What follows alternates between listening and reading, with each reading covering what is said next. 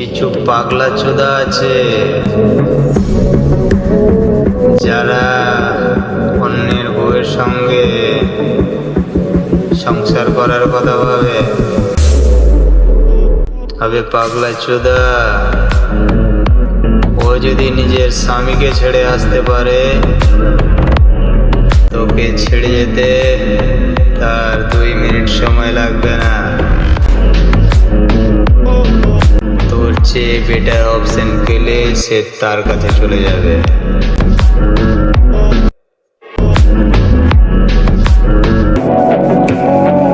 শুনেছিলাম কুকুরেরা শুধু এঁটো খাবার খায়।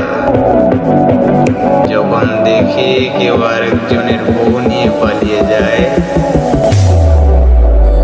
তারা কি পায়?